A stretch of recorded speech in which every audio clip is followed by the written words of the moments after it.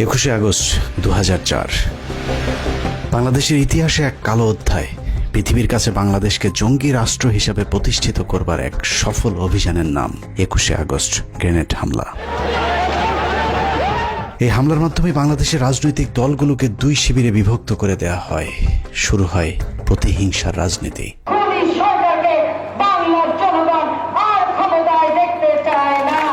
বাংলাদেশের রাজনীতিতে বিভাজনের সীমারেখা টেনে দিয়ে কার লাভ আর কার ক্ষতি সেই হিসেব করলেই বেরিয়ে যাবে কারা ঘটিয়েছিল নৃশংসতম সেই হত্যাকাণ্ডের ঘটনা।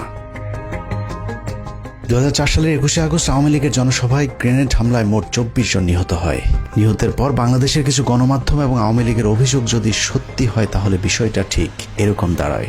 যখন আমি গাড়িতে উঠছি তখন গাড়িতে গুলি, ওরা কোনোভাবেই যাতে স্কেপ করতে না পারে।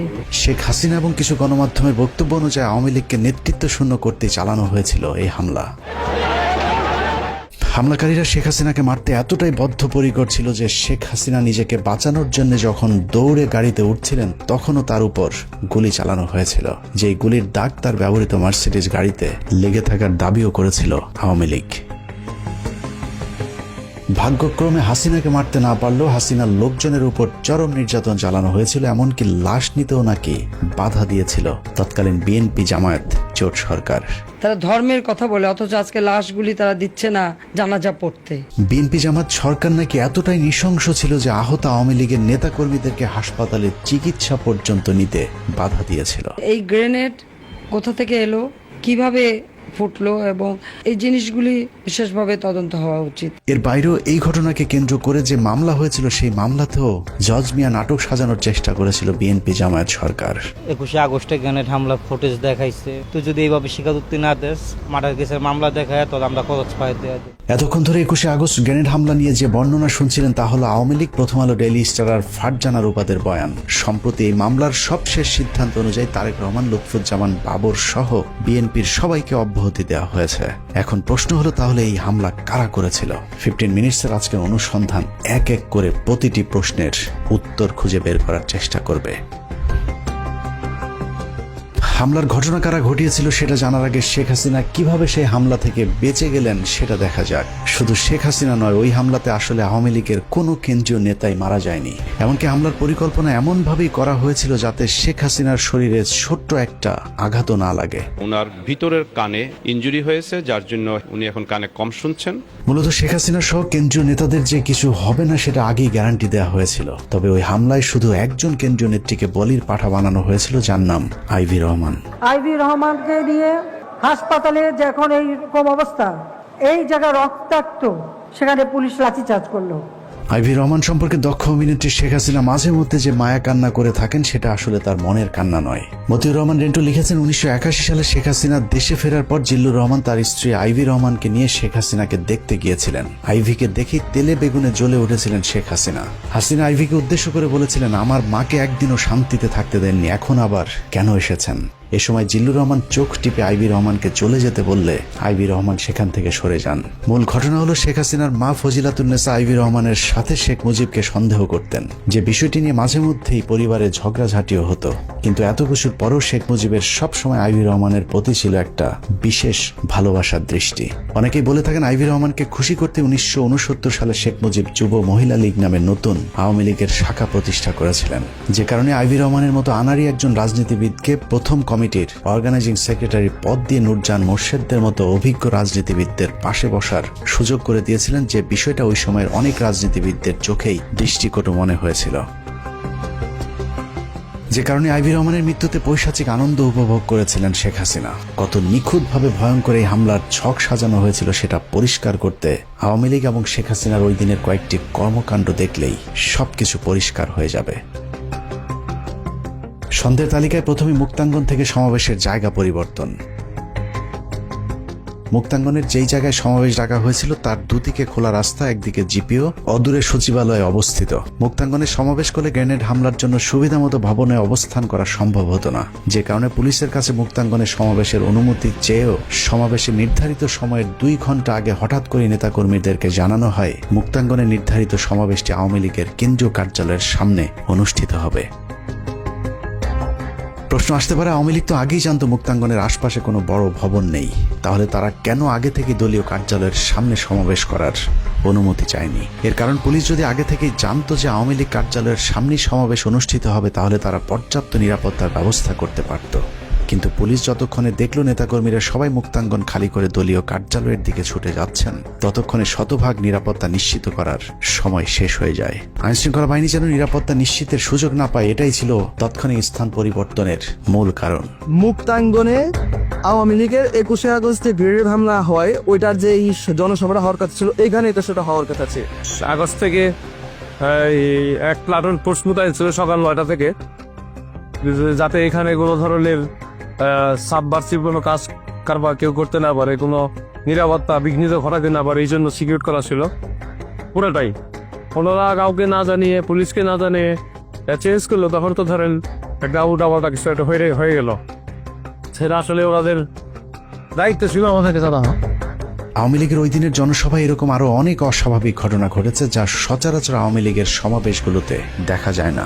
যেমন শেখ হাসিনা প্রধান অতিথি হিসেবে পূর্ব নির্ধারিত এরকম একটি সমাবেশ কখনোই ট্রাকের উপর দাঁড়িয়ে ভাষণ দেননি। সাধারণত তাৎক্ষণিক কোনো সভা সমাবেশের ক্ষেত্রে বা শেষ মুহূর্তে অনুমতি পাওয়া সমাবেশগুলোতে মঞ্চ হিসেবে ট্রাক ব্যবহার করা হয়, কিন্তু 4 দিন আগে অনুমতি পাওয়া সমাবেশে কেন ট্রাকের ব্যবহার করা হলো সেটাও রহস্যজনক প্রশ্নের তালিকায় রাখতে হবে। বিভ্রান্তি তৈরি করতে আওয়ামী লীগ অনেক সময় দাবি করে থাকে তাদেরকে সমাবেশের অনুমতি না দেওয়ার কারণেই নাকি শেষ মুহূর্তে ট্রাকের উপর মঞ্চ তৈরি করতে বাধ্য হয়েছিল, কিন্তু আমাদের অনুসন্ধান বলছে অন্য কথা। একটি গোয়েন্দা সংস্থা থেকে পাওয়া নথিতে দেখা যায় 2004 সালের 21শে আগস্টের 4 দিন আগে 17ই আগস্ট পুলিশের কাছে আওয়ামী লীগের উপদপ্তর সম্পাদক ওহিদুল ইসলাম স্বাক্ষরিত একটি আবেদন করা হয়েছিল। আবেদনে জিপিওর পার্শ্বস্থ মুক্তাঙ্গনে সমাবেশের জন্য জায়গা চাওয়া হলে পুলিশের তৎকালীন ডিসি পূর্ব সে আবেদনটি মঞ্জুর করেন। শেষ মুহূর্তে সমাবেশে অনুমতি পাবার যে দাবি আওয়ামী লীগ করে থাকে, সেটাও যদি সত্যি হয়, তাহলেও আওয়ামী লীগ যে স্থানে অনুমতি চেয়েছে সেখানেই সমাবেশ করার কথা, কিন্তু শেষ মুহূর্তে এসে আওয়ামী লীগ মুক্তাঙ্গনের পরিবর্তে কেন্দ্রীয় কার্যালয়ের সামনে সমাবেশ কেন করলো, সে উত্তর খুঁজে বের করতে হবে। সেদিন আওয়ামী লীগ কেন কার পরামর্শে স্থান পরিবর্তন করেছিলেন তার উত্তর খুঁজে বের করতে পারলে 21শে আগস্ট হামলার অনেক রহস্য পরিষ্কার হয়ে যাবে। সমাবেশের আরেকটি অস্বাভাবিক ঘটনা হলো শেখ হাসিনার বক্তব্যের সময় ঘেঁষাঘেঁষি করে তার আশপাশের নেতাদের দাঁড়ানোর ধরন। আওয়ামী লীগের বেশ কয়েকজন কেন্দ্রীয় নেতা শেখ হাসিনাকে এমনভাবে ঘিরে ধরেছিলেন যেন কোনো একটি হামলা থেকে বাঁচানোর জন্যই চেষ্টা করা হচ্ছিল তাকে। সূত্র জানিয়েছে, বক্তব্য শুরুর আগে শেখ হাসিনাই নাকি সবাইকে ডেকে ডেকে তার পাশে এসে বসার অনুরোধ করছিলেন। একই বিষয়ে আওয়ামী লীগের তৎকালীন প্রেসিডিয়াম সদস্য মহিউদ্দিন খান আলমগীর তার জবানবন্দিতেও উল্লেখ করেছেন। অথচ সাধারণত সভা সমাবেশগুলোতে শেখ হাসিনার সাথে কেন্দ্রীয় নেতাদের কিছুটা দূরত্ব বজায় রেখে দাঁড়াতে দেখা যায়। সাধারণত শেখ হাসিনা প্রধান অতিথি হিসেবে বক্তব্যের শুরুতে সব সময় তার পূর্বপুরুষের ইতিহাস সহ 15ই আগস্ট এমনকি 4 জাতীয় নেতার হত্যাকাণ্ডের সব ইতিহাস তুলে ধরে স্বজন হারানোর কি ব্যথা তা বোঝানোর চেষ্টা করে থাকেন। কিন্তু 21শে আগস্ট সমাবেশে শেখ হাসিনার বক্তব্যটি ছিল স্মরণকালের সবচেয়ে সংক্ষিপ্ত একটি বক্তব্য। 18 থেকে 20 মিনিটের একটি বক্তব্য পেশ করার আগে শেখ হাসিনা যে ভাষণ দিয়েছিলেন তা ছিল খুবই অগোছালো এবং তার শারীরিক ভাষা দেখে মনে হচ্ছিল কিছু একটার জন্য তিনি অপেক্ষা করছিলেন। মজার বিষয় হলো, গ্রেনেড হামলাকারী এতটাই হাসিনার প্রতি অনুগত যে গ্রেনেড ছুঁড়ে মারার আগে শেখ হাসিনার পুরো বক্তব্য শেষ করার সুযোগ দিয়েছিলেন। অথচ সাধারণত এই ধরনের হামলাগুলো বক্তব্যের মাঝামাঝি ঘটে থাকে। শেখ হাসিনার বক্তব্যের পর যে হামলা চালানো হলো তার আঘাতে প্রাণ গেল 24 জনের, অথচ কি অবাক, একজন কেন্দ্রীয় নেতাও মারা যায়নি এত বড় হামলার ঘটনায়। প্রশিক্ষণপ্রাপ্ত হামলাকারী প্রায় ডজনখানি গ্রেনেড ছুঁড়ে মারলেও একটি গ্রেনেডও তার ট্রাকের উপরে ছুটতে পারেননি। পুলিশের তদন্তে মোট 11টি বিস্ফোরণের চিত্র দেখানো হয়েছে। আমাদের হাতে আসা পুলিশের আঁকা সেই ম্যাপে দেখা যায় সমাবেশে ব্যবহৃত ঢাকা মেট্রো ট 11-30-98 নম্বরের ট্রাকটির আশেপাশে মোট 11টি বিস্ফোরণের ঘটনা ঘটেছিল। পুলিশের ওই প্রতিবেদনের প্রতিটি জায়গায় যতবার গ্রেনেড শব্দটি লেখা হয়েছে ততবার গ্রেনেডের পাশে বোমা শব্দটি ব্যবহার করা হয়েছে। গ্রেনেড শব্দটি লিখতে গিয়ে কেন বারবার তদন্ত সংস্থাগুলো বোমা শব্দটি ব্যবহার করেছেন সেটা একটু দেখা যাক। 21শে আগস্টকে গ্রেনেড হামলা বলা হলেও এটা শুধুই গ্রেনেড হামলা কিনা সেটা নিয়ে প্রশ্ন রয়েছে গোয়েন্দাদের। হতে পারে এটা ছিল শক্তিশালী গ্রেনেড হামলা, আবার হতে পারে বোমা এবং গ্রেনেড দু ধরনের বিস্ফোরক ব্যবহৃত হয়েছিল। তবে সবচেয়ে বেশি যেটা হতে পারে সেটা হলো 11টি বিস্ফোরকের মধ্যে 4টি ছিল শব্দ বোমা আর বাকি 7টি ছিল গ্রেনেড অথবা শক্তিশালী বোমার বিস্ফোরণ। আরও একটি বিষয় হতে পারে, মঞ্চের কাছাকাছি অবিস্ফোরিত যে দুটি গ্রেনেড পড়েছিল, অকেজো সেই গ্রেনেড দুটি হয়তো ইচ্ছাকৃতভাবেই ফেলে রাখা হয়েছিল, যাতে ঠিক ট্রাকের পাশের দুটি গ্রেনেড অবিস্ফোরিত থাকার কারণে সবাইকে এটা বোঝানো যায় যে শেখ হাসিনাকে হত্যা করতে চালানো হয়েছিল এই হামলা। কিন্তু এই গ্রেনেড দুটি বিস্ফোরণ না হবার কারণে বেঁচে গিয়েছেন শেখ হাসিনা। অথচ এত গুরুত্বপূর্ণ অপারেশনে 13টি গ্রেনেডের মধ্যে 2টি গ্রেনেড অকেজো থাকার কথা নয়। 2004 সালের 21শে আগস্টের সবচেয়ে আলোচিত ভিডিওগুলোর বেশিরভাগ ধারণ করেছিল বেসরকারি টেলিভিশন এনটিভির ক্যামেরা পার্সন। এনটিভি থেকে প্রাপ্ত ভিডিওতে দেখা যায় শেখ হাসিনার বক্তব্যের পরপর যে দুটি বিস্ফোরণ হয়েছিল, সেই বিস্ফোরণের পর কালো ধোঁয়ায় অন্ধকার হয়ে যায় সবকিছু। তবে লক্ষণীয় বিষয় হলো, প্রথম দুটি বিস্ফোরণের পর সবাইকে ছুটোছুটি করতে দেখা গেছে, কিন্তু কাউকে আহত হতে দেখা যায়নি। পরের বিস্ফোরণগুলোতে কোনো ধোঁয়া না থাকলেও হতাহতের ঘটনা ঘটেছে। 2004 সালের গ্রেনেড হামলা মামলার সাক্ষী হিসেবে আদালতে মূল বক্তব্য উপস্থাপন করেছেন আওয়ামী লীগের তৎকালীন প্রেসিডিয়াম সদস্য মহিউদ্দিন খান আলমগীর। 161 ধারায় তার দেয়া বক্তব্যে তিনি বলেছেন, নেত্রীর বক্তব্যের শেষে জয় বাংলা জয় বঙ্গবন্ধু বলার সাথে সাথে প্রচণ্ড বিস্ফোরণের আওয়াজ শুনতে পাই।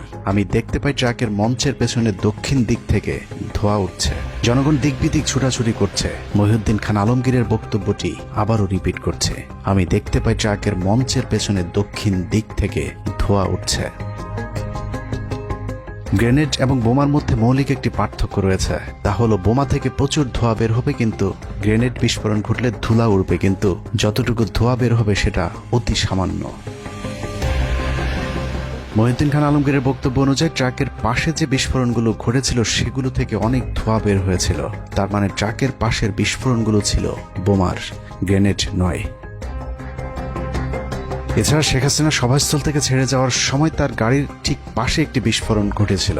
সেই বিস্ফোরণটিতেও কালো ধোঁয়ায় চারিদিক অন্ধকার হয়ে যায়, যদিও সেই বিস্ফোরণেও কেউ হতাহত হয়নি। অতএব এখানে সন্দেহাতীতভাবে বলা যায় এই হামলায় মোট 2 ধরনের বিস্ফোরকের ব্যবহার হয়েছিল। মহিউদ্দিন খান আলমগীরের বক্তব্যে আরও একটি বিষয় লক্ষণীয়, তিনি ধোঁয়া দেখেছেন সেই বিস্ফোরণের পর কেউ হতাহত হয়নি, বরং মানুষকে দিক বিদিক ছোটাছুটি করতে দেখেছেন।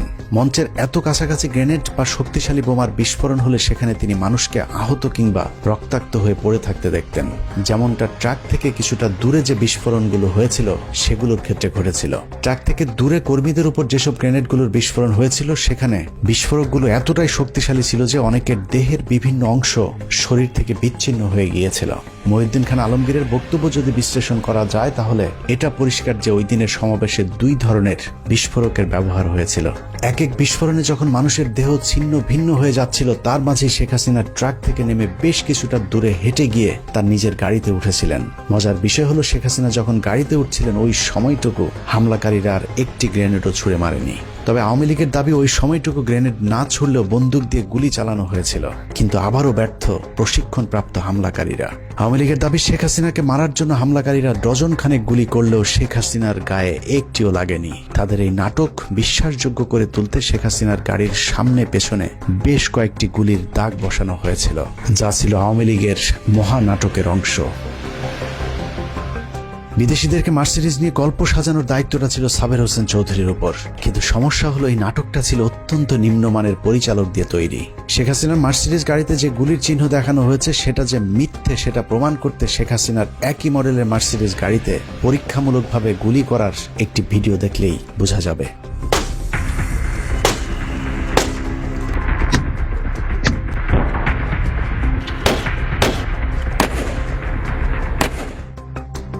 মার্সিডিজ গাড়ির ফিচার অনুযায়ী মার্সিডিজের বুলেট প্রুফ গাড়িতে গুলি করলে 9 মিলিমিটারের ছোট গুলি হলে গ্লাস থেকে পড়ে যাবে, আর যদি গুলির সাইজ 9 মিলিমিটারের চেয়ে বড় হয় সেক্ষেত্রে গুলি গ্লাসের ভেতরে ঢুকে বেঁকে থাকবে।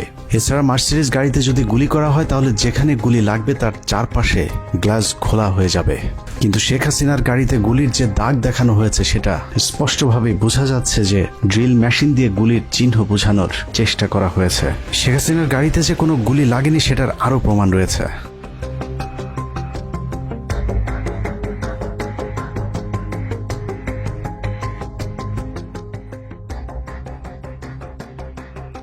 একুশে আগস্ট গ্রেনেড হামলার পর শেখ হাসিনা যখন গাড়িতে চড়ে চলে যাচ্ছিলেন, তখন তার মার্সিডিজ গাড়িতে কোনো গুলির চিহ্ন দেখা যায়নি। আওয়ামী লীগের এসব গোজামিল দেখে মার্সিডিজ কোম্পানি এবং FBI সন্দেহ প্রকাশ করলে পরবর্তীতে সেই গাড়িটি আর কাউকে পরিদর্শনের সুযোগ দেওয়া হয়নি। আদালত থেকে গাড়িটি জব্দ করার আদেশ দিলে সবকিছু ফাঁস হয়ে যাবার ভয়ে সেই গাড়িটি পুড়িয়ে ফেলা হয়, যা অত্যন্ত সন্দেহজনক। খালেদা জিয়া সেখানে বলে দিল কি যে ওনাকে আবার কে মারতে যাবে, কিন্তু নিজেই গ্রেনেড নিয়ে গেছে, মানে আমি গ্রেনেড নিয়ে নিজে আত্মহত্যা করতে গিয়েছি। 21শে আগস্টের রহস্যময় কথিত গ্রেনেড হামলাকে নিয়ে এভাবেই আওয়ামী লীগ পরিকল্পিতভাবে গুজব ছড়াতে থাকে। সরকারকে তদন্তে সহযোগিতার পরিবর্তে শেখ হাসিনা এবং তার ষড়যন্ত্রের অংশীদার কয়েকজন সাংবাদিক শুরু করে অবিশ্বাস্য মিথ্যাচার। যারা করেছে তারা দেশের শত্রু, জাতির শত্রু, জনগণের শত্রু। সেই শত্রু যদি যেই হোক তাকে আমরা স্পেয়ার করব না। এটা জাতির দুর্ঘটনা। যারা ওগুলো বিষয়বস্তুকে নিয়ে আসছে বর্তমান সংকটকে অন্যদিকে প্রবাহিত করার জন্য। আমরা আশা করব সেন্টিমেন্টের বশবর্তী হয়ে কথা না বললে প্রকৃত যারা অপরাধী তাদেরকে ধরার ব্যাপারে তারা যেন সহযোগিতা করে, ঘটনার প্রকৃত আসামি ধরা পড়ুক এবং তারা আমাদেরকে সহযোগিতা করে। ওনার প্রাথমিক রিপোর্ট পাওয়ার পরে যদি প্রয়োজন হয় সাহায্য নিতে হবে। আওয়ামী লীগের পক্ষ থেকে বলা হয়েছিল তৎকালীন বিএনপি সরকার নাকি আওয়ামী লীগের আহত কর্মীদেরকে চিকিৎসা দিতেও বাধা দিয়েছিলেন। প্রধানমন্ত্রী বেগম খালেদা জিয়া হাসপাতালের আইসিইউতে আইভি রহমান ও তারেক সিদ্দিকীকে দেখতে যান। বাস্তবতা হলো প্রধানমন্ত্রী খালেদা জিয়া গ্রেনেড হামলার পর নিজে হাসপাতালে গিয়ে আহতদের চিকিৎসার খোঁজ খবর নিয়েছিল এবং খালেদা জিয়া হাসপাতালগুলোকে নির্দেশ দিয়েছিলেন সর্বোচ্চ চিকিৎসা সেবা নিশ্চিত করবার। সরকারের বিরুদ্ধে অভিযোগ করা হয়েছিল নিহতদের লাশ নাকি পরিবারকে নিতে দেয়া হচ্ছিল না। তারা আবার ইসলামের কথা বলে অথচ আজকে লাশগুলি তারা দিচ্ছে না জানাজা পড়তে। বাস্তবতা হলো মরদেহের ময়নাতদন্ত শেষে সরকারি ব্যবস্থাপনাতে লাশ প্রতিটি পরিবারের কাছে পৌঁছে দেওয়ার ব্যবস্থা করেছিল তৎকালীন বিএনপি জামায়াত জোট সরকার।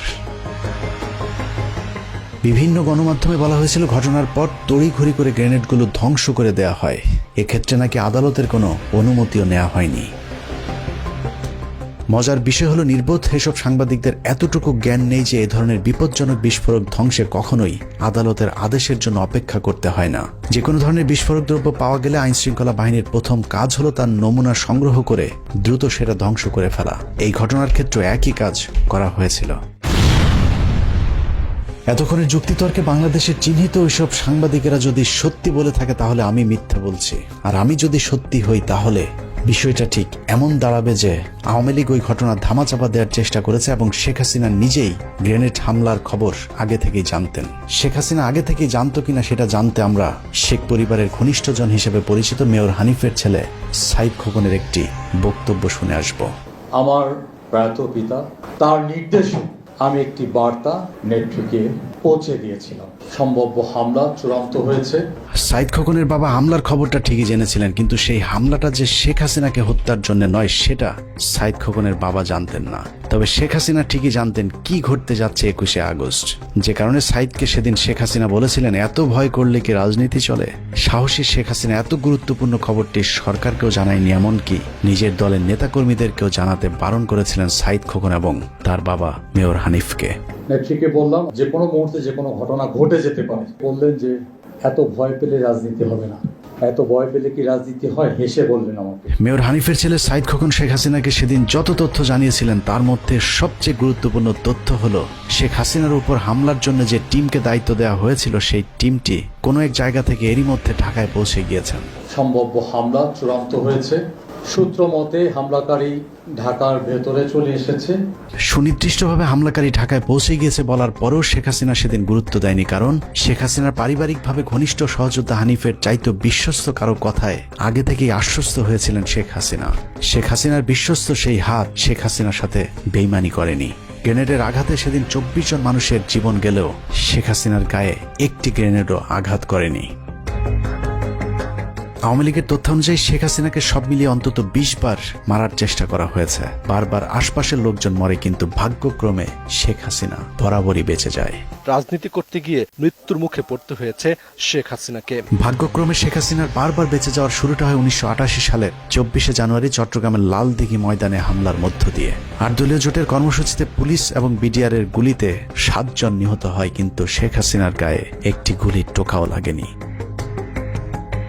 111 সরকারের সময় শেখ সেলিমকে জিজ্ঞাসাবাদ করলে শেখ সেলিম স্বীকার করেন নিজের জনপ্রিয়তা বৃদ্ধি করতে এরশাদের সাথে গোপন ষড়যন্ত্র করেছিলেন শেখ হাসিনা। 1986 সালে শেখ হাসিনার নির্বাচনে অংশগ্রহণ থেকে শুরু করে 1990 সাল পর্যন্ত এরশাদের সাথে শেখ হাসিনার বিভিন্ন গোপন ষড়যন্ত্র ফাঁস করে দেন শেখ সেলিম। কিন্তু আমাদেরকে হিসাব দিয়েছেন 2 কোটি টাকা।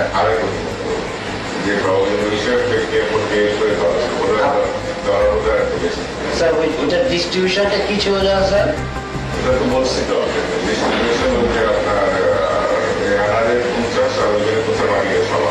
পরের বছর 1989 সালে শেখ হাসিনার ধানমন্ডির বাসায় গুলি ও গ্রেনেড হামলার দাবি করা হয়। হামলার জন্য ফ্রিডম পার্টিকে দায়ী করা হলো, সেই হামলার কথা ফ্রিডম পার্টি অস্বীকার করেছেন। 1991 সালের একটি উপনির্বাচনে ঢাকার গ্রিন রোডের পরিবার পরিকল্পনা কেন্দ্রে ভোট দিতে গেলে তার উপর সন্ত্রাসীরা গুলি চালায়। সেখানে বোমার বিস্ফোরণও ঘটানো হয়, কিন্তু শেখ হাসিনা সেখানেও অক্ষত ছিলেন। 1994 সালের 20 সেপ্টেম্বর ঈশ্বরদী রেল স্টেশনে শেখ হাসিনাকে বহনকারী রেলগাড়িতে কথিত গুলির ঘটনা ঘটে, সেখানেও শেখ হাসিনাকে মারতে পারেনি হামলাকারীরা। 1995 সালের 7 ডিসেম্বর রাসেল স্কোয়ারের পাশে সমাবেশে ভাষণ দেওয়ার সময় আরেক দফা গুলি এবং বোমার ঘটনা ঘটে, কিন্তু শেখ হাসিনার ড্যাশও ছিঁড়তে পারেনি হামলাকারীরা। 2003 সালে যে স্থানে গ্রেনেড হামলা চালানো হয়েছিল, একই স্থানে 1996 সালের 7 মার্চ উপলক্ষে সমাবেশে শেখ হাসিনার বক্তৃতার ঠিক পরপর মাইক্রোবাস থেকে বোমা এবং এলোপাতারি গুলি চালানো হয়েছিল। এতে 20 জন আহত হয়, কিন্তু শেখ হাসিনার আশপাশে যারা ছিলেন তাদের আশপাশেও গুলি কিংবা বোমার চিহ্নও যায়নি। 1997 সালে প্রধানমন্ত্রী শেখ হাসিনা ও তার পুত্র কন্যা সহ 31 জনকে হত্যার জন্য পুরস্কার ঘোষণা করে ইমেল পাঠিয়েছিলেন শোয়েব চৌধুরী নামে জনৈক এক ব্যবসায়ী। সেই ঘটনাকেও শেখ হাসিনাকে একটি হত্যা চেষ্টা বলে গণনা করে থাকেন আওয়ামী লীগ, যে বিষয়টি নিয়ে এখনো রাজনীতির আলোচনায় হাস্যরসের খোরাক যোগায়।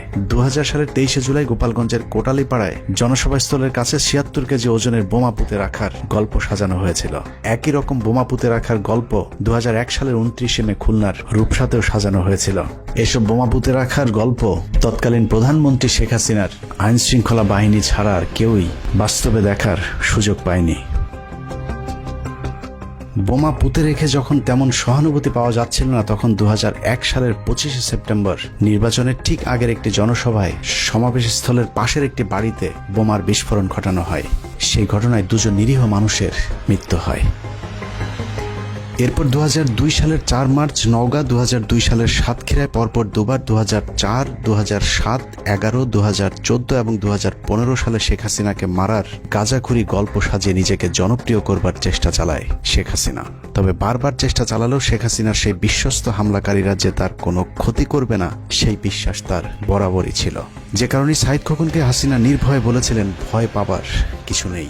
বললেন যে এত ভয় পেলে রাজনীতি হবে না, এত ভয় পেলে কি রাজনীতি হয়, হেসে বললেন আমাকে। অভয় দেয়া হলেও শেখ হাসিনার সেই রক্তের হোলি খেলায় প্রাণ গিয়েছিল 24 জনের। কিন্তু হামলাকারীদেরকে এমনভাবে প্রশিক্ষণ দেওয়া হয়েছিল যেন শেখ হাসিনার বিন্দু মাত্র কোনো ক্ষতি না হয়, যে বিষয়টি তৎকালীন গোয়েন্দা সংস্থার কর্মকর্তাদের তদন্তেও উঠে এসেছিল। 164 বলছে যে একটা গ্রেনেড যাতে ইয়েতে না পড়ে, মঞ্চে না পড়ে, মঞ্চে মানে ওই ট্রাকে না পড়ে। এবং আরো 2 জন যে আছে যারা মুকুল টুকুলের ওদের জয়ের লোক, তারাও বলছে যে কোন ক্রমে যাতে মঞ্চে যাতে একটা গ্রেনেড না পড়ে। এটা কিন্তু ওদের 3 জনের কথা। কার কার জবানবন্দিতে এটা বলছে? 3 জনই বলছে, জর্জ মিয়া বলছে, শফিক আর হলো রানা। 21 আগস্ট নিয়ে আওয়ামী লীগের আরেকটি মিথ্যাচার হলো বিএনপি সরকার নাকি কোনো মামলা, তদন্ত কিংবা আলামত জব্দের কোনো কাজই করেননি। বাস্তবতা হলো 21 আগস্টের ঘটনার ঠিক পরদিন খালেদা জিয়ার নির্দেশে একটি বিচার বিভাগীয় তদন্ত কমিশন গঠন করেছিল। বিচারপতি জয়নুল আবদিন কমিশনকে দায়িত্ব দেওয়া হয় মামলাটির তদন্তপূর্বক প্রতিবেদন দাখিলের। 1 মাস 10 দিনের অক্লান্ত পরিশ্রমে 162 পৃষ্ঠার যে প্রতিবেদন জয়নুল আবেদিন জমা দিয়েছিলেন, সেটি যদি ঠিকঠাক মতো অনুসরণ করা হয় তাহলে 21 আগস্ট গ্রেনেড হামলার মূল ঘটনা বেরিয়ে আসবে। দীর্ঘ সেই প্রতিবেদনের একটি পর্যায়ে বলা হয়েছে, কমিশনের সংগৃহীত তথ্য প্রমাণ সন্দেহাতীতভাবে ইঙ্গিত করে 2004 সালের 21 আগস্টের ভয়াবহ গ্রেনেড হামলার পেছনে একটি শক্তিশালী বিদেশি গোয়েন্দা সংস্থা জড়িত ছিল। শক্তিশালী বিদেশি গোয়েন্দা সংস্থার নাম আসতে ভারত আন্দাজ করতে পারে কি ঘটতে যাচ্ছে। তারপরেই শুরু হয় বিচারপতি জয়নুল আবদিনের উপর ভারতের অব্যাহত চাপ। দেশপ্রেমিক একজন বিচারকের দুর্নীতির মিথ্যা অভিযোগ, জীবনের হুমকি থেকে শুরু করে এমন কোনো মানসিক চাপ নেই যা তার বিরুদ্ধে প্রয়োগ করা হয়নি। ভারতের অব্যাহত চাপের পরেও 21 আগস্ট নিয়ে স্বচ্ছ তদন্ত চলতে থাকায় সব গোমর ফাঁস হয়ে যাবার আশঙ্কা দেখা দেয়। আর তাতেই প্রথম আলোকে মাঠে নামায় ভারত। ভারতকে বাঁচানো সেই লড়াইয়ে প্রথম আলো যা করেছে তার প্রতিটি পদক্ষেপ ছিল ভয়ঙ্কর দেশবিরোধী। 21শে আগস্ট গ্রেনেড হামলা মামলার তদন্ত যেন কোনোভাবেই সঠিক পথে এগোতে না পারে সেজন্য প্রথম আলো তাদের পরীক্ষিত জঙ্গি বিশেষজ্ঞ সাংবাদিক টিপু সুলতান এবং মহিউদ্দিনদেরকে মাঠে নামায়। 21শে আগস্টের তদন্তকে প্রশ্নবিদ্ধ করতে প্রথম আলো মোহাম্মদ জালাল আহমেদ ওরফে জজ মিয়াকে ট্রাম্প কার্ড হিসেবে ব্যবহার করেছে। সেই ট্রাম্প কার্ডই বাংলাদেশকে হারিয়ে জয়ী হয়েছে প্রথম আলো আওয়ামী লীগ এবং তাদের ত্রাণকর্তা ভারত। প্রথম আলোর ওই ট্রাম্প কার্ডের উপর ভর করে বিএনপি, জামায়াত এবং সর্বোপরি বাংলাদেশের আলেম সমাজের উপরেই গেল 15 বছর ধরে চলেছে নির্মম জুলুম, নির্যাতনার গণহত্যা। একটা গণমাধ্যম চাইলে কত ধ্বংসযজ্ঞ চালাতে পারে তার নিকৃষ্ট উদাহরণ 21শে আগস্টের গ্রেনেড হামলা নিয়ে প্রথম আলো যে খেলা করেছে সেটি। নিষ্ঠুর সেই খেলায় 19 জন নিষ্পাপ মানুষের ফাঁসি, 19 জনের যাবজ্জীবন। তৎকালীন স্বরাষ্ট্র প্রতিমন্ত্রী লুৎফুজ্জামান বাবর, তারেক রহমান, আব্দুল সালাম পিন্টু সহ গোয়েন্দা কর্মকর্তা মেজর জেনারেল রেজ্জাকুল হায়দার এবং মেজর জেনারেল আব্দুর রহিমকে নির্মম নির্যাতন করা হয়েছে। এর মধ্যে মেজর জেনারেল আব্দুর রহিমকে জেলখানায় হত্যার অভিযোগ করেছে তার পরিবার। আইসিইউতে ওনার ভেন্টিলেটর মেশিনে অক্সিজেন সাপ্লাই 2 বার বন্ধ করা হয় এবং আমি মনে করি ওনাকে পরিকল্পিতভাবে হত্যা করা হয়েছিল, কারণ উনি রিকভারি করছিলেন। এবং এটার কারণ হিসেবে আমার যেটা মনে হয়, উনি দেশের গোয়েন্দা সংস্থার প্রধান ছিলেন। বাকিদের জীবন থেকেও কেড়ে নেওয়া হয়েছে স্বর্ণালী 15টি বছর। প্রথম আলো কিভাবে এই ধ্বংসযজ্ঞ চালিয়েছে সেটা চলুন একটু দেখা যাক। অনুসন্ধানের এই অংশটুকু অত্যন্ত গুরুত্বপূর্ণ। অনুসন্ধানের এই অংশটুকু মনোযোগ দিয়ে দেখলেই প্রথম আলোর সব ষড়যন্ত্রের মুখোশ উন্মোচিত হয়ে যাবে। আপনারা এতদিন ধরে যে জজ মিয়া নাটকের কথা শুনেছেন সেটা আসলে সত্যিকারের ঘটনা। অন্যদিকে জজ মিয়াকে নিয়ে আসল নাটক সাজিয়েছে প্রথম আলো, যেটাকে আমরা এতদিন সত্যিকারের ঘটনা মনে করেছে। জজ মিয়া আসলে কে, জজ মিয়া নাটক কে সাজিয়েছিল, সেই নাটকের সব চরিত্রের মুখোশ উন্মোচন করতে পারলেই 21শে আগস্ট গ্রেনেড হামলার সব রহস্য পানির মতো পরিষ্কার হয়ে যাবে। আমাদের প্রায় 6 মাসের অনুসন্ধানে বিভিন্ন রাজনীতিবিদ, প্রশাসন, সেনা, পুলিশ, গোয়েন্দা সংস্থার বর্তমান এবং তৎকালীন সময়কার যে কজনের সাথে কথা হয়েছে সকলে একটি বিষয়ে একমত, 21শে আগস্ট গ্রেনেড হামলার মাস্টার মাইন্ড ভারতীয় গোয়েন্দা সংস্থা র, এবং তাদের হামলার মূল উদ্দেশ্য ছিল বিএনপিকে জঙ্গি দল এবং বাংলাদেশকে জঙ্গি রাষ্ট্র হিসাবে পৃথিবীর কাছে তুলে ধরা। আর আওয়ামী লীগের উদ্দেশ্য ছিল দেশকে অস্থিতিশীল করে তারপর সরকারের পতন ঘটিয়ে ক্ষমতায় যাওয়া। ভারত এবং আওয়ামী লীগের সেই চক্রান্তের প্রথম থেকে শেষ পর্যন্ত প্রথম আলো তাদের ঘনিষ্ঠ সহযোগী হিসেবে কাজ করেছে। 21শে আগস্টের পরদিন প্রথম আলো প্রথম পৃষ্ঠার একটি খবর ছিল জঙ্গি একাধিক সংগঠন গোয়েন্দাদের সন্দেহ তালিকার শীর্ষে। অথচ শুরুর দিকে কোনো ইসলামী দল কিংবা মাদ্রাসার আলেমদেরকে আটক তো দূরের কথা, কোনো গোয়েন্দা সংস্থাও এ ঘটনার সঙ্গে জঙ্গিদেরকে সন্দেহই করেনি। তবে চিহ্নিত 3 জন অপরাধীকে গ্রেফতার করেছিল আইন শৃঙ্খলা বাহিনী, যাদের বিরুদ্ধে 21শে আগস্ট গ্রেনেড হামলার জড়িত থাকার সুনির্দিষ্ট প্রমাণ পেয়েছিল তারা। আর তাতেই ভিত নড়ে ওঠে আওয়ামী লীগ এবং ভারতের। ভারত বুঝে গিয়েছিল এই তদন্ত যদি সঠিক পথে চলতে থাকে তাহলে সব পরিকল্পনা ভেস্তে যাবে, যে কারণে সর্বশক্তি নিয়ে মাঠে নামানো হয় প্রথম আলোকে। শুরু হয় বিগ বাজেটের এক ভয়ঙ্কর নাটক তৈরির কাজ। তাই এরাতে সাজানো হয়েছিল জজ মিয়া নাটক। জজ মিয়া কাহিনী তৈরি করে বিএনপি ক্ষতিগ্রস্ত হয়েছে। জজ মিয়া নাটক সাজিয়েছে জেলা গোয়েন্দা পুলিশ। বানোয়াট রাজসাক্ষী জজ মিয়া নাটক হতবাক করে দেশবাসীকেও। এতদিন ধরে আপনারা যে জজ মিয়ার নাটক দেখেছেন সেই নাটকের আজ দেখবেন শেষ পর্ব। 2019 সালের 3রা নভেম্বর প্রথম আলোতে প্রকাশ হওয়া যেভাবে ফাঁস হলো জজ মিয়া গল্প শিরোনামের সংবাদের সূত্র ধরে হাঁটলে আমরা প্রথম আলোর নাটকের মূল পরিচালক, প্রযোজক এবং কুশলীদের আসল রূপ দেখতে পাবো। পত্রিকাটি সেই সংবাদে লিখেছে, বিএনপি জামায়াত জোট সরকারের আমলে 2004 সালের 21শে আগস্ট তৎকালীন বিরোধী দলীয় নেতা ও বর্তমান প্রধানমন্ত্রী শেখ হাসিনাকে হত্যার লক্ষ্যে তার সমাবেশে গ্রেনেড হামলা করা হয়। ভয়াবহ এই ঘটনায় তদন্ত ভিন্ন খাতে নেয়ার প্রক্রিয়া শুরু করা হয় প্রথম থেকেই। প্রথমেই গ্রেফতার করা হয় শৈবাল সাহা পার্থ নামের এক তরুণকে। কদিন পর মগবাজার এলাকায় সাবেক ওয়ার্ড কাউন্সিলর ও আওয়ামী লীগ নেতা মোখলেসুর রহমানকে। তাদের ফাঁসাতে না পেরে পরের বছর 2005 সালের 9 জুন নোয়াখালীর সেনবাগ থেকে ধরে আনা হয় জজ মিয়া নামের আরেক যুবককে। স্বীকারোক্তিতে জজ মিয়া বলেছিলেন তিনি আগে কখনো গ্রেনেড দেখেননি, গ্রেনেড ও বোমার মধ্যে পার্থক্য কি সেটাও তিনি জানেন না। 5,000 টাকার বিনিময়ে বড় ভাইদের নির্দেশে তিনি অন্যদের সঙ্গে গ্রেনেড হামলায় অংশ নেন। ওই বড় ভাইরা হচ্ছেন শীর্ষ সন্ত্রাসী সুব্রত বাইন, জয়, মোল্লা মাসুদ, মুকুল প্রমুখ। এতক্ষণ পত্রিকার যে লাইনগুলো পড়লাম সেটা প্রথম আলোর বিশ্বাস হয়নি। কেন বিশ্বাস হয়নি সেটা পরে যাচ্ছে, কিন্তু প্রথম আলোর বিশ্বাস না হওয়াতে পত্রিকাটি কি করেছিল সেটা একটু দেখে আসি চলুন। ওই সংবাদের পরের অংশে প্রথম আলো লিখেছে, এই জবানবন্দি বিশ্বাসযোগ্যতা নিয়ে প্রশ্ন তুলে 29শে জুন প্রথম আলোয় দুটি সংবাদ ছাপা হয়। একটির শিরোনাম ছিল এই গল্পের গাঁথুনি দুর্বল, স্বীকারোক্তিতে স্বাদ অসঙ্গতি। অপরটির শিরোনাম সেই জজ মিয়া তারকা সন্ত্রাসী। সঙ্গে ছাপানো হয়েছিল শিশির ভট্টাচার্যের সেই বিখ্যাত কার্টুন। আষাঢ় মাস জমেছে, আষাঢ়ে গল্পের আসর। তবে সিআইডি সাজানো ছকেই তদন্ত এগিয়ে নিয়ে যেতে থাকে। 2006 সালের আগস্টে এই নাটকের পেছনের ঘটনা ফাঁস করে দেয় জজ মিয়ার ছোট বোন খুরশেদা বেগম। তিনি প্রথম আলোকে বলেন, জজ মিয়াকে গ্রেপ্তারের পর থেকে সিআইডি তার পরিবারকে মাসে মাসে ভরণ পোষণে টাকা দিয়ে এসেছে। জজ মিয়াকে গ্রেনেড হামলা মামলায় রাজসাক্ষী করতে সিআইডির প্রস্তাবের কথাও ফাঁস করে দেন তিনি। 2006 সালের 21শে আগস্ট প্রথম আলোয় জজ মিয়ার পরিবারকে টাকা দেয় সিআইডি শিরোনামে শীর্ষ প্রতিবেদন ছাপা হয়। এরপর জোট সরকার আর জজ মিয়া গল্প নিয়ে এগোতে পারেনি। প্রথম আলোর এই সংবাদটির তথ্যানুযায়ী 2005 সালের 9 জুন মোহাম্মদ জালাল আহমেদ ওরফে জজ মিয়া আটকের পর মোট 3টি সংবাদ ছাপা হয়। প্রথমটি এই গল্পের গাঁথুনি দুর্বল, স্বীকারোক্তিতে 7 অসঙ্গতি। দ্বিতীয়টি জজ মিয়া তারকা সন্ত্রাসী। এবং তারপরে সিআইডি একই পথে তদন্ত চালিয়ে গেলে 2006 সালের 21শে আগস্ট প্রথম আলো জজ মিয়ার পরিবারকে টাকা দেয় সিআইডি শিরোনামে তৃতীয় সংবাদটি প্রচার করেন। প্রথম আলোর সরল স্বীকারোক্তি, এই 3 সংবাদ প্রচারের পর জোট সরকার আর জজ মিয়া গল্প নিয়ে এগোতে পারেনি।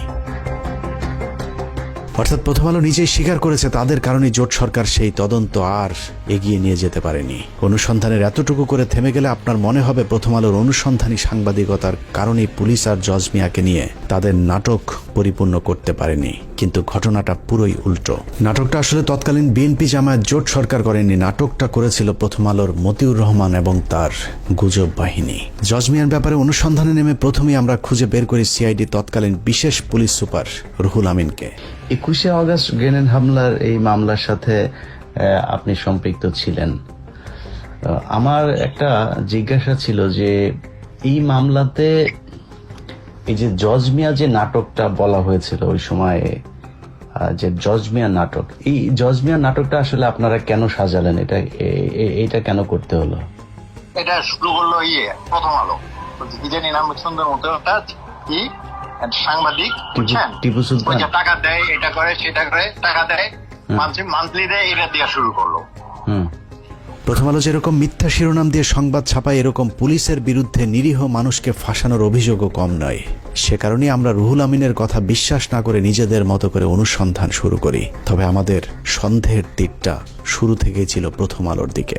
প্রথম আলোর বিগ বাজেটের নাটকের প্রথম স্ক্রিপ্ট লেখা হয় 2005 সালে জজ মিয়া আটকের 20 দিন পর 29শে জুন। প্রথম আলোর সেই জজ মিয়া তারকা সন্ত্রাসী শিরোনামের সংবাদে কারো কোনো উদ্ধৃতি না দিয়ে পত্রিকাটি মন গড়াভাবে লিখেছে, গ্রেনেড কি জিনিস জীবনেও দেখেননি জজ মিয়া। ম্যাজিস্ট্রেটের কাছে স্বীকারোক্তিমূলক জবানবন্দি দিতে গিয়ে নিজেই বলেছেন, বোমা ও গ্রেনেডের মধ্যে পার্থক্য কি তিনি জানেন না। থানা পুলিশ বলেছে জজ মিয়া নিরপরাধ মানুষ, তার নামে থানায় কোনো মামলা নেই। প্রথম আলো ঘোষিত জীবনে কোনোদিন গ্রেনেড না দেখা নিরীহ নিষ্পাপ মামলা মোকদ্দমা মুক্ত জজ মিয়া সম্পর্কে আমাদের অনুসন্ধানে অন্তত 5টি মামলার সন্ধান পেয়েছি আমরা। সূত্রাপুর থানায় ছিনতাইয়ের ঘটনায় অস্ত্র বিস্ফোরক দ্রব্য আইনের মামলায় 7 বছর সশ্রম সাজা হয়েছিল জজ মিয়ার। বিশেষ ট্রাইব্যুনালের মামলা নম্বর 736991। তেজগাঁ থানার 22 নম্বর মামলাটি জজ মিয়ার বিরুদ্ধে 2001 সালের 2রা সেপ্টেম্বর দায়ের করা হয়েছিল। সেই মামলায় 385, 324, 326 এবং 307 ধারার মতো ভয়ঙ্কর সব অভিযোগ আনা হয়েছিল প্রথম আলোর নিরীহ নিষ্পাপ জজ মিয়ার বিরুদ্ধে। 2 মাস পর 2001 সালের নভেম্বরের 30 তারিখে মগবাজার টাঙ্গাইল হোটেলে বাবুল হত্যা মামলার আসামি হন জজ মিয়া। রমনা থানার 1 নম্বর মামলাটি 302, 34 ধারায় দায়ের করা হয়েছিল। 21শে আগস্ট গ্রেনেড হামলার কয়েক মাস আগে রাজধানীতে তার বিরুদ্ধে আরেকটি হত্যা মামলা হয়। গুলশান থানার রহমত হত্যা মামলার অন্যতম আসামি জজ মিয়া। প্রথম আলোর সাংবাদিকেরা এসব মামলাগুলোর সজ্ঞানে আড়াল করার পাশাপাশি জজ মিয়ার 164 ধারায় জবানবন্দিটাও গোপন করার চেষ্টা করেছেন।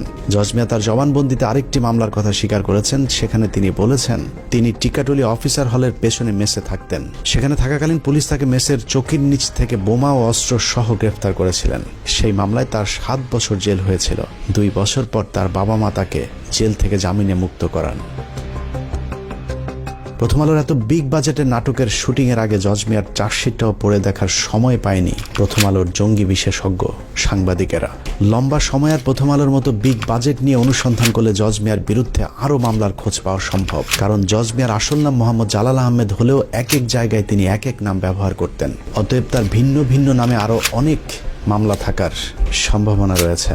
সবশেষ তিনি যে বিয়ে করেছেন সেখানেও নিজের নাম পরিবর্তনের কথা স্বীকার করেছেন ওই সাংবাদিকের কাছে। জজ মিয়া নামটাও তার আসল নাম নয়, আসল নাম মোহাম্মদ জালাল আহমেদ। তেজগাঁ এলাকায় খোঁজ নিয়ে জানা যায় 1996 থেকে 2001 সালে আওয়ামী লীগ শাসন আমলে ঢাকা শহরে যে কজন উঠতি সন্ত্রাসী পরিচিতি পেয়েছিল তার মধ্যে মোহাম্মদ জালাল আহমেদ ওরফে জজ মিয়া অন্যতম। নাখালপাড়া নুরানি মসজিদের আশপাশের মহল্লায় জজ মিয়া যে রায় দিত তার সে রায় নাকি কার্যকর হয়ে যেত, যে কারণে মোহাম্মদ জালাল আহমেদ বাংলা সিনেমার মতো নিজের নাম পাল্টে জজ মিয়া রাখেন। তারপর থেকে হয়ে ওঠেন ভয়ঙ্কর এক সন্ত্রাসী। এত ভয়ঙ্কর একজন সন্ত্রাসীকে প্রথম আলো কিভাবে নিরীহ নিষ্পাপ বানালো এবার চলুন সেটা দেখা যাক। জজ মিয়ার মূল পেশা ছিল হত্যা, ছিনতাই, দখল, চাঁদাবাজি। ভাড়াটে খুনি হিসেবে ওই সময়ের শীর্ষ সন্ত্রাসীদের কাছে মোহাম্মদ জালাল আহমেদ ওরফে জজ মিয়ার বিশেষ কদর ছিল। যদিও প্রথম আলোর শিখিয়ে দেওয়া সাক্ষাৎকারে জজ মিয়া নিজেকে সিডি ব্যবসায়ী হিসেবে পরিচয় দিয়েছিলেন। আমি সিটি ক্যাসেটের ব্যবসা করি, ছবি পোস্টারের ব্যবসা করি, দোকান আমার বঙ্গবন্ধু এভিনিউ অপোজিট।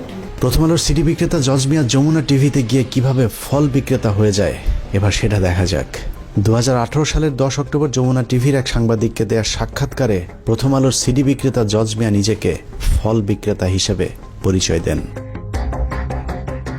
জজ মিয়ার আদালতে দেওয়া জবানবন্দিতে আবার নিজেকে গাড়ির চালক হিসেবে পরিচয় দিয়েছেন।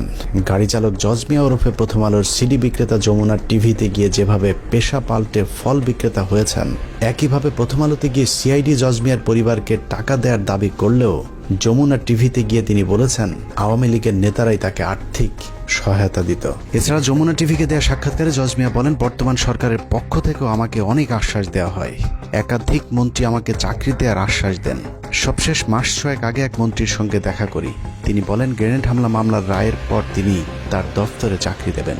কাল যেহেতু রায়, দেখি কি হয়। সংবাদের পরের অংশে জজ মিয়া আরও বলেন, অনেকেই আমাকে অনেক ধরনের আশ্বাস দিয়েছিলেন, কিন্তু 13-14 বছরে কোনো আশ্বাস বাস্তবায়ন হয়নি। তাই আমাকে এখন রেন্টে কারের একটি ভাঙাচোরা গাড়ি চালাতে হয়। সরকারের কাছে প্রত্যাশা আমার যেন পুনর্বাসন করা হয়। যমুনা টিভির সাংবাদিককে দেওয়া সাক্ষাৎকারে সরকারের কাছে জজ মিয়ার যে আবদার, সেই আবদারের পেছনে রয়েছে দীর্ঘদিনের এক নিবিড় সম্পর্ক। সেই সম্পর্ক কতটা গভীর সেটা দেখতে আবারও কিছুক্ষণের জন্য 2003 সালে যেতে হবে। 2003 সালে 29 অক্টোবর বেশ কিছু অস্ত্র মজুদ থাকার তথ্য আসে গোয়েন্দা সংস্থার কাছে। সেই তথ্যের ভিত্তিতে কুড়িল বস্তিতে বিশেষ অভিযান চালায় যৌথ বাহিনী। সেই অভিযানে সন্ত্রাসীদের সাথে প্রায় ঘণ্টাখানেক ব্যাপক গোলাগুলির শেষে আহত অবস্থায় রুবেল এবং মানিক নামে 2 সন্ত্রাসীকে আটক করে পুলিশ। তবে সেখান থেকে পালিয়ে যায় নুরুল, লিঙ্কন, মুকুল এবং জাহাঙ্গীর নামে আরও 4 সন্ত্রাসী। 2003 সালে কুড়িলে কিন্তু যেটা বলা হয় 20টা গ্রেনেড, তারপরে 4-5টা অ্যাসল্ট রাইফেল বা AK-47 ব্যবহার করা হয়েছিল 21 আগস্টে, সেই একই পরিমাণে মানে 4টা অ্যাসল্ট রাইফেল, একটা সাবমেশিন গান, 20টা গ্রেনেড, কয়েকটা রিভলভার, এগুলো কিন্তু তারও 9 মাস আগে 2009 সালের 29 নভেম্বর তারিখে পুলিশের একটা অপারেশনে কুড়িল বস্তিতে এক জায়গায় পাওয়া যায়। সেখানে 2 জনকে, রুবেল এবং মানিককে ধরা হয়, যারা কিন্তু পরবর্তীতে 21 আগস্ট গ্রেনেড হামলার সময় কাস্টডিতে ছিল, বাট ধরা যায় নাই 4 জনকে।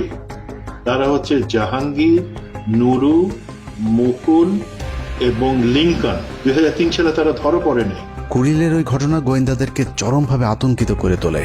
কারণ আটক রুবেল এবং মানিকের স্বীকারোক্তি অনুযায়ী তুলির পরশ নামে একটি হিন্দু ব্যক্তির দোকান থেকে AK-47 রিভলভার, গান পাউডার, টাইম বোমার সাথে উদ্ধার করা হয়েছিল 20টি গ্রেনেড। তার চেয়েও ভয়ঙ্কর তথ্য হলো রুবেল ও মানিক গোয়েন্দাদের কাছে স্বীকার করেছিলেন দেশে বড় ধরনের হামলা চালাতে ভারত থেকে আসা অস্ত্রের মজুত করা হচ্ছে। সে অস্ত্র দিয়ে কি ধরনের হামলা চালানো হবে তা সঠিকভাবে জানাতে না পারলেও ভারতীয় গোয়েন্দা সংস্থার সাথে আওয়ামী লীগ নেতা এবং তৎকালীন শীর্ষ সন্ত্রাসী জয়ের কলকাতায় একটি গোপন বৈঠকের খবর নিশ্চিত করেছিলেন রুবেল এবং মানিক।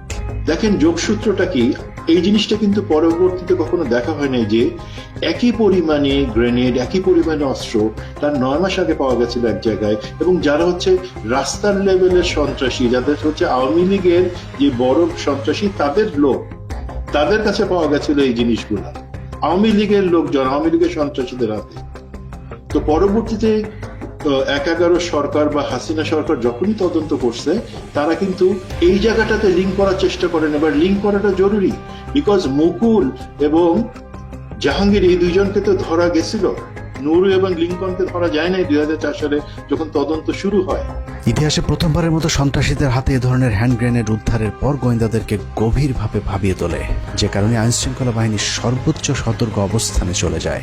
এরপর থেকে দেশে যে কোনো কর্মসূচির উপর বিশেষ নজরদারি শুরু করে গোয়েন্দা সংস্থাগুলো। 2003 সালের শেষ দিকে কুড়িলের ঘটনার পর 2004 সালের শুরুতে আওয়ামী লীগের তৎকালীন সাধারণ সম্পাদক 2004 সালের 30 এপ্রিলের মধ্যে বিএনপি জামাত জোট সরকারকে ক্ষমতাচ্যুত করতে বিশেষ ট্রাম্প কার্ড খেলার ঘোষণা দিয়েছিলেন। জলিলের সেই ঘোষণার পর থেকে দেশের রাজনীতিতে চরম উত্তেজনা বিরাজ করছিল। কিন্তু 30 এপ্রিল মানিক মিয়া অ্যাভিনিউতে প্রশিকার 3 দিনব্যাপী কর্মসূচি ছাড়া আওয়ামী লীগ কোনো কর্মসূচি দেয়নি, যে কারণে গোয়েন্দারা প্রশিকার সেই কর্মসূচি ঘিরেই ব্যাপক কঠোর অবস্থানে গেলে সেদিন আর জলিলের সেই ট্রাম্প কার্ড কাজে লাগেনি। 2007 সাল পর্যন্ত আওয়ামী লীগের সেই ট্রাম্প কার্ড সম্পর্কে সবাই অন্ধকারে ছিল। 1/11 সরকারের সময় জলিলকে আটকের পর জিজ্ঞাসাবাদ করলে জলিল জানায়, প্রশিকার ওই কর্মসূচিকে কেন্দ্র করে 10 লাখ মানুষ ঢাকায় আনার পরিকল্পনা ছিল আওয়ামী লীগের। সেই মিটিংকে কেন্দ্র করে একটি নৈরাজ্যকর পরিস্থিতি সৃষ্টির পর সরকার পতনের পরিকল্পনা ছিল তাদের। প্রশিকার ওই কর্মসূচিকে ঘিরে বড় ধরনের হামলা চালিয়ে উত্তেজিত জনতাকে নিয়ে সংসদে ঢুকে পড়ার পরিকল্পনা ছিল আওয়ামী লীগের। জিজ্ঞাসাবাদে আব্দুল জলিল আরও জানান, বিএনপির তৎকালীন মহাসচিব আব্দুল মান্নান ভূঁইয়া, মাহিবি চৌধুরী, আবু হেনা সহ বিএনপির মোট 70 জন এমপির ওই দিন আওয়ামী লীগে যোগদান করার পর আওয়ামী লীগের নেতৃত্বে সরকার গঠনের পরিকল্পনা ছিল। আব্দুল জলিলের সেই ট্রাম্প কার্ড ব্যর্থ হওয়ার কারণ হিসেবে নিজেদের মধ্যে কোঅর্ডিনেশনের অভাবকে দায়ী করেছিলেন আওয়ামী লীগের সাধারণ সম্পাদক আব্দুল জলিল। যাই হোক, জলিলের সেই ট্রাম্প কার্ড যদি কাজে লাগতো তাহলে ওই দিনই 21 আগস্টের মতো আরেকটি ঘটনা ঘটতে পারত, কিন্তু গোয়েন্দা সংস্থার কারণে তা ব্যর্থ হয়, যে কারণে 21 আগস্ট গোয়েন্দা সংস্থাকে বোকা বানিয়ে হঠাৎ করে সমাবেশের স্থান পরিবর্তন করে আওয়ামী লীগ। গোয়েন্দা সংস্থা আগে থেকে নিরাপত্তা নিশ্চিত করতে না পারার কারণে আওয়ামী লীগ নির্বিঘ্নে গ্রেনেড হামলা চালাতে সমর্থ হয়েছিল। মিটিংটা শুরু হওয়ার কথা ছিল মুক্তাগরে 3টায়, কিন্তু সাধারণত ওনাদের মিটিং 3টায় বলা থাকলেও ওনাদের কর্মী নেতৃবর্গ আগে চলে আসে। মিনিমাম 3 ঘন্টা আগে ওদের মিটিং এর প্রাথমিক কার্যক্রম শুরু হয়ে যায়। তো সেই হিসেবে 12টায় ওখানে আমাদের হিসাবে শুরু হওয়ার কথা ছিল, কিন্তু সেটা ওখানে আমরা 1টা দিকে যখন দেখলাম যে মিটিং এর কোনো কিছু দেখা যাচ্ছে না, তখন আমরা খুঁজে জানতে পারলাম যে এখানে মিটিং অলরেডি শুরু হয়ে গেছে। 21 আগস্ট গ্রেনেড হামলার মাধ্যমে গোয়েন্দা সংস্থাকে কিছুটা বোকা বানানো গেলেও ঘটনার মূল রহস্য উদ্ঘাটন করতে গোয়েন্দাদের খুব বেশি সময় লাগেনি, কারণ 21 আগস্ট ব্যবহৃত গ্রেনেড এবং কুড়িল বস্তিতে উদ্ধার করা সেই গ্রেনেড একই ধরনের হওয়াতে গোয়েন্দারা দ্রুত 2003 সালে কুড়িল অভিযানে পালিয়ে যাওয়া অন্য আসামিদের মধ্যে মুকুল ও জাহাঙ্গীরকে আটক করেন। তাদের মধ্যে মুকুল তার স্বীকারোক্তিতে জানায় গ্রেনেড হামলায় অংশ নেয়া ভাড়াটে আরেকজন সন্ত্রাসীর নাম জজ মিয়া। শীর্ষ সন্ত্রাসী মুকুলের দেওয়া তথ্যের ভিত্তিতেই জজ মিয়াকে আটক করা হয়, প্রথম আলোর দৃষ্টিতে যিনি নিরীহ এবং নিষ্পাপ। প্রথম আলো তাদের সংবাদে লিখেছে, জজ মিয়ার গ্রামের বাড়িতে খোঁজ নিয়েছে এবং সেখানে গিয়ে তার ব্যাপারে যার কাছে জানতে চেয়েছে সেই নাকি জজ মিয়াকে নিরীহ নিষ্পাপ দাবি করেছে। আমরাও জজ মিয়ার খোঁজে তার গ্রামের বাড়ি সেনবাগে গিয়েছিলাম। জজ মিয়া কেমন মানুষ ছিল সেটা বলা তো দূরের কথা, জজ মিয়া বেঁচে আছে নাকি মরে গেছে সেটাও জানে না তার গ্রামের মানুষ। জাগাও দোয়ানো কিছু করো না, আগে আসে আবার পরে ঘটনা পরে গেছে আমার আইটাই না। আসলে জজ মিয়া সম্পর্কে এলাকার মানুষের জানার কথাও না, কারণ জজ মিয়ার পুরো জীবনে হাতে গোনা কয়েকবার গ্রামের বাড়িতে গিয়েছিলেন। এলাকায় খোঁজ নিয়ে জানা যায় 21 আগস্টের গ্রেনেড হামলার পর লম্বা সময় জজ মিয়া নোয়াখালীর গ্রামের বাড়িতে ছিলেন। এতটা লম্বা সময় তাকে কখনোই গ্রামে গিয়ে থাকতে দেখা যায়নি। হতে পারে গ্রেনেড হামলা মামলার ঘটনায় পুলিশ যেন তাকে সন্দেহের তালিকায় না রাখে, সে কারণে দীর্ঘ সময় তিনি ওই সময় গ্রামের বাড়িতে গিয়ে গা ঢাকা দিয়েছিলেন। জজ মিয়ার গ্রামের বাড়ির কেউ তার খবর না জানলেও জজ মিয়া সম্পর্কে সবকিছু জানে একমাত্র প্রথম আলো। আগেই বলেছি, আমাদের সন্দেহের তীরটা ছিল প্রথম থেকে প্রথম আলোর দিকে, কিন্তু সেই সন্দেহ দূর করতে হলে প্রথম আলো যে জজ মিয়াকে ট্রাম্প কার্ড হিসাবে ব্যবহার করেছে সেই জজ মিয়াকে খুঁজে বের করা জরুরি। নোয়াখালী থেকে শুরু করে রাজধানীর তেজগাঁর নাখালপাড়া হন্যে হয়ে খোঁজাখুঁজির পর প্রায় 3 মাসের অপেক্ষা শেষে জজ মিয়ার সাথে কথা বলার সুযোগ হয়। মানে প্রথম আলো যে আপনাকে বলল যে এই যে আপনাকে নাকি পুলিশ টাকা টুকা দিত, সিআইডি আপনার মাসে মাসে আপনার পরিবারকে টাকা দিত, এটা তাহলে কেন বলতে পারে? না ভাই, আমি কারোর থেকে কোনো টাকা পয়সা পাই নাই। মোহাম্মদ জালাল আহমেদ ওরফে জজ মিয়ার সাথে কথা বলে আমরা যা জেনেছি তা এতদিন ধরে যা জানতাম তার 180 ডিগ্রি উল্টো। যে প্রথম আলো জজ মিয়ার পরিবারকে সিআইডি টাকা দিয়েছে বলে মিথ্যে সংবাদ প্রচার করেছে, বাস্তবে সেই প্রথম আলোই জজ মিয়াকে 2 লাখ টাকা এবং চাকরির প্রলোভন দেখিয়ে মিথ্যে সাক্ষী নিয়েছেন। প্রথম আলো আপনাকে কি কি সুযোগ সুবিধা দিচ্ছে, কি কারণে প্রথম আলোর কথায় আপনি সব জায়গায় যাইতেন, প্রথম আলোর অফিসে যাইতেন? প্রথম আলো আপনাকে কখনোই কোনো টাকা পয়সা দেয়নি? হ্যাঁ, 2 লক্ষ টাকা কিন্তু আমার ট্রিটমেন্টের জন্য দিচ্ছে। এটা তো আমি কেউই আপনাকে টাকা টুকা দেয়নি। ওটা তো হয় নাই ভাই, তারপর মনে করেন আমি আরো টাকা ঋণ করে মনে করেন এই 2 লাখ টাকার অনুদান যে আপনাকে কে দিছে? এটা টিপু ভাই। টিপু? হ্যাঁ, টিপু সুলতান। মানে না, সেগুলি জানি। আমি একটা কর্মস্থানের ব্যবস্থা করে দেন, পরে বলছে ঠিক আছে দেখি আমরা একটা তাৎক্ষণিক ব্যবস্থা করে দেবো। প্রথম আলো সাংবাদিক টিপু সুলতানি জজ মিয়াকে বিভিন্ন সাংবাদিকদের সাথে ইন্টারভিউ করে দেওয়ার ব্যবস্থা করতেন। ওইসব সাংবাদিকদের সাথে কি বলতে হবে সেটাও ঠিক করে দিতেন প্রথম আলোর জঙ্গি বিশেষজ্ঞ সাংবাদিক টিপু সুলতান। প্রথম আলোতে এমনিতে কে আপনার সাথে যোগাযোগ করতো? প্রথম আলো আমি তার সাথে যোগাযোগ করতাম, আর কারোর সাথে, আর কারো কাছে আমার কেউ টিপু ভাইয়ের সাথে সাংবাদিকের লোকে ইয়া করে দিত, তারা আমার সাক্ষাৎকার নিত। মানে টিপু ভাই আপনাকে সবার সাথে সাক্ষাৎ করাই দিত, তাই তো? হ্যাঁ হ্যাঁ, অন্য সাংবাদিকের লোকে ইয়া করে দিত যে তুমি তার সাক্ষাৎকার তারা নিত। মানে উনি ওইভাবে বলে দিত যে কি কি বলবেন বা কিভাবে দিবেন, এরকম, তাই তো? জজ মিয়াকে তার নিজের মামলার বিষয়ে প্রশ্ন করা হলে প্রথমে অস্বীকার করলো, পরে মামলার কথা আমাদের কাছে স্বীকার করেছেন। প্রথম আলো কি জানতো না যে আপনার নামে যে মামলা ছিল তখনও থানায়? না, আমার নামে তখনও থানায় কোনো মামলা ছিল না। আমার দেশে এখনো আমার নামে না। ওই যে আপনি যেই মামলাতে 2 বছর জেল খাটলেন, ওই মামলাটা কি তখন ছিল না আগে? ওটা ছিল আগে, ঠিক আছে। পরে ওই মামলা আমি হাইকোর্টের পরে ইয়া করছি, ওটা জামিন লয়ে পরে এটারে খালাস করছি। আর ওই যে তেজগাঁ থানার মামলা, ওইটা ওই গুলশান থানার মামলাটা, ওই হত্যা মামলাটা, ওটা তো তারা ভাই আমার নামে তারপর মামলা তারা ইয়া করতেছেন। এখন একটা মামলা করে না করাই তাহলে তো এটা বিশ্বাস গ্রহণ করে একটা মামলা এখন তো আমি এটা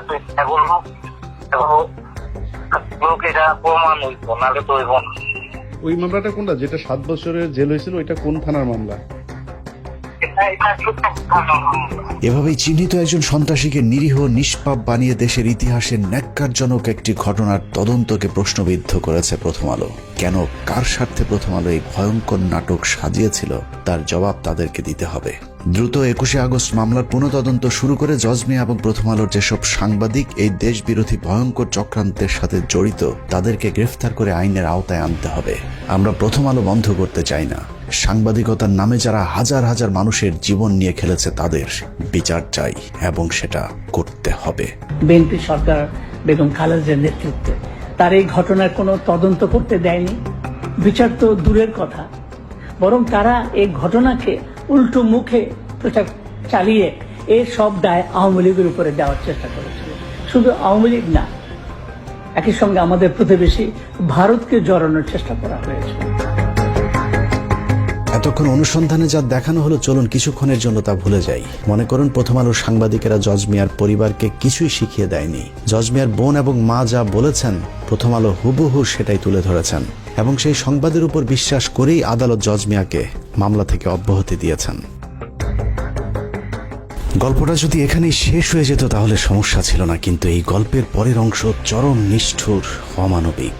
প্রথম আলোর উদ্দেশ্য শুধুই জজ মিয়াকে ছাড়িয়ে আনা নয়, তাদের উদ্দেশ্য ছিল ভারতকে বাঁচানো আর জিয়া পরিবার সহ বিএনপির শীর্ষ নেতাদের জঙ্গি বানিয়ে তাদেরকে ফাঁসিতে ঝুলানো। জজ মিয়াদেরকে বাঁচানোর পর শুরু হয় ইতিহাসের জঘন্যতম মিথ্যাচার। বিএনপিকে নিশ্চিহ্ন করে দেওয়ার সেই অভিযানে প্রথম আলো অনেক দূরে গিয়েছিল। একের পর এক প্রথম আলো সংবাদ ছেপেছে আর সরকার প্রথম আলোর ইচ্ছে মতোই তদন্ত করে বিচারিক হত্যাকাণ্ডের পথ সুগম করেছে। কথিত সেই বিচারের নামে নির্বিচারে মামলার আসামি করা হয়েছে তারেক রহমান, লুৎফুজ্জামান বাবর, আব্দুল সালাম পিন্টু, মেজর জেনারেল রেজ্জাকুল হায়দার, আব্দুর রহিম সহ এক ঝাঁক দেশপ্রেমিক মানুষদেরকে, যারা জীবন বাজি রেখে ভারতের হাত থেকে বাংলাদেশকে বাঁচাতে চেয়েছিল। 2018 সালের 10 অক্টোবর দিনটি ছিল প্রথম আলোর বিজয়ের দিন। তাদের দীর্ঘ 14 বছরের ষড়যন্ত্রের ফসল ওই দিন ঘরে উঠেছিল। 21 আগস্ট গ্রেনেড হামলা মামলার রায়ে 19 জন নিরীহ মানুষকে ফাঁসি, 19 জনের যাবজ্জীবন হবার পৈশাচিক আনন্দে প্রথম আলোর আনিসুল হক লিখেছিলেন ইতিহাসের দায়মোচনের রায়।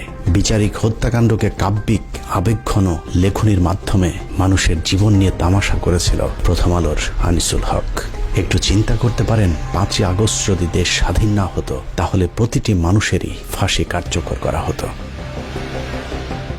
অনুসন্ধানের দ্বিতীয় পর্বে আপনাদেরকে দেখাবো বিচারের নামে তামাশা করে কিভাবে নিরীহ এতগুলো মানুষের গলায় ফাঁসির দড়ি পরানোর ব্যবস্থা করেছিল প্রথম আলো। তবে প্রথম পর্ব শেষ করবার আগে কিছু প্রশ্ন করবার খুব ইচ্ছে করছে।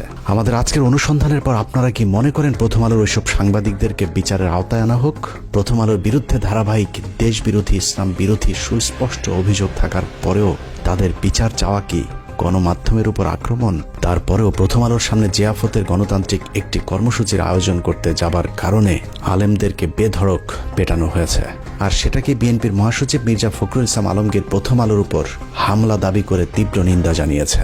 প্রথম আলো, ডেইলি স্টার সহ অন্যান্য সমস্ত পত্রিকার উপর যে আক্রমণ শুরু হয়েছে, আমি তীব্রভাবে নিন্দা জানাচ্ছি। মির্জা ফখরুলের ওই দিনের বক্তব্যের সবচেয়ে ভয়ঙ্কর অংশ ছিল তিনি বলেছিলেন এই বাংলাদেশ নাকি তিনি 5 তারিখের আগে কখনোই দেখেননি। তার এই বক্তব্যে প্রমাণিত হয়েছে ইসলাম বিদ্বেষী ফখরুল আগেই ভালো ছিলেন। 5 তারিখের পর তিনি প্রচন্ড অস্বস্তি বোধ করছেন। মানুষের জীবন নিয়ে ভয়ঙ্কর খেলা করা এইসব সাংবাদিকদেরকে বিচার চাইলে যাদের জ্বলে উঠবে তাদেরকে চিনে রাখতে হবে। এটা কোনো রাজনীতি নয়, মানুষের জীবন নিয়ে খেলা করেছে প্রথম আলো। মির্জা ফখরুল বিএনপি জামায়াত যখন ক্ষমতায় ছিল তখন লুটপাট করেছে, আওয়ামী লীগের 15 বছরে আতাত করে চলেছে। সাধারণ বিএনপির কর্মীরা যখন জেলে গিয়েছে, গুলি খেয়েছে মির্জা ফখরুল ইসলাম আলমগীর তখন বাংলাদেশ থেকে টাকা পাচার করে অস্ট্রেলিয়াতে নিজের মেয়ে আর মেয়ে জামাইকে আলিশান জীবন যাপন করার নিশ্চয়তা দিয়েছেন। মির্জা ফখরুল সামনে বিএনপি ক্ষমতা এলে আবারও লুটপাট করবে, এটা চোখ বন্ধ করে বলে দিতে পারি। আবার যদি কখনো আওয়ামী লীগ ক্ষমতায় আসে তারপরেও ফখরুলের কিছুই হবে না, কারণ সেই পথটাও তিনি আগে ভাগেই খোলা রেখেছেন। শেখ মুজিবুর রহমানের যে মূর্তিটা ছিল সেই মূর্তিকে দড়ি বেঁধে টেনে ইঁচড়ে ফেলে দিচ্ছে। তিনি তো আমাদের নেতা ছিলেন, খারাপ লেগেছে।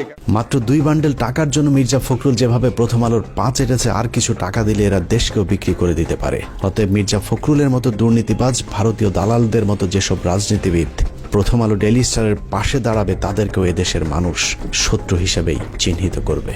কে বিএনপি আর জামায়াত করে দেখার একদম সময় নেই। প্রথম আলো ডেইলি স্টারের পাশে যে দাঁড়াবে তার বিরুদ্ধেই লড়াই চলবে। যে বাংলাদেশে মতিউর, আনিসুল, টিপু সুলতান আর মহিউদ্দিনরা মুক্ত বাতাসে থাকবে, সেই বাংলাদেশ কখনোই স্বাধীন থাকতে পারে না। সুযোগ পেলেই তারা আবারও এই পতাকাকে খামচে ধরবে, সেই সুযোগ যেন আর কখনোই না পায়। আল্লাহ হাফেজ।